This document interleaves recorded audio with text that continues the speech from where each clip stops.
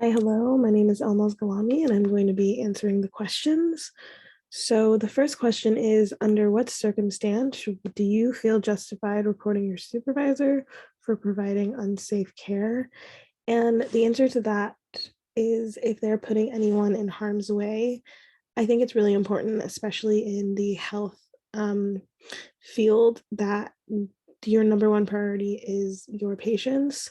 So I think if they're putting anyone in harm's way, that is definitely a reason that I would want to report them. I also think if they are making me and my coworkers feel a certain way, if they're constantly bringing energy, if everyone there constantly feels like they don't want to be there, they don't want to be around these people, they don't want to have to think about this, that is definitely something I would also do. I would also say if they are providing misinformation, again, like I've mentioned, it's really important to, because we are working with people in the health field, I think it's really important to not give out misinformation or to not say things that would probably come out wrong. And I think at the end of the day, the number one person is the patients. The second question is, if you are new to a group, team, or team organization, how does that impact your ability to feel safe when reporting? I think for me, if I am new to something and I have to report something, I would make sure that I have proof, because I don't want people to say things like, you just got here, you don't know what's going on. So I would make sure that I have proof. I would also see if there is anyone else that would want to do it with, would want to report with me. I think that there's power in numbers. So I think when it comes to doing things like that, apologies, when it comes to reporting someone, if I'm new, I would definitely try to see if there's other people that would come with me, because I do believe that power in numbers would really help me feel more safe, because it's not like I'm going in by myself, because I'm new, and power in numbers I think is really important. Um, so the third question is how about if you're a nurse and you're reporting a physician and vice versa?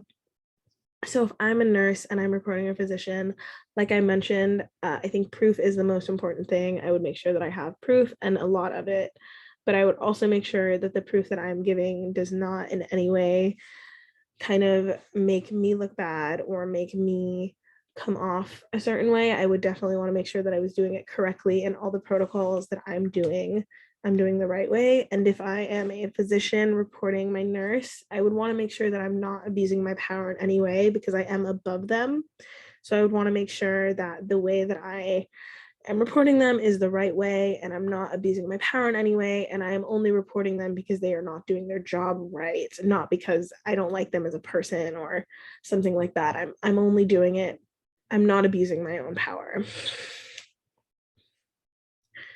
The fourth question is, can you think of any situation where you would stay quiet when you see your supervisor providing unsafe care? And I thought really long and hard about this question, and I don't really think so. I think the only thing that I could probably come up with is my family, is if they were threatening me and or my family. I think that is something that's really important, is uh, to make sure that my family is okay. But if I had someone threatening me and or my family, I think that would make me want to report them even more. So in a perfect world, my answer is no. I don't think there's anything that would make me not want to, unless there's a literal gun to my head. But God forbid anything like that ever happens.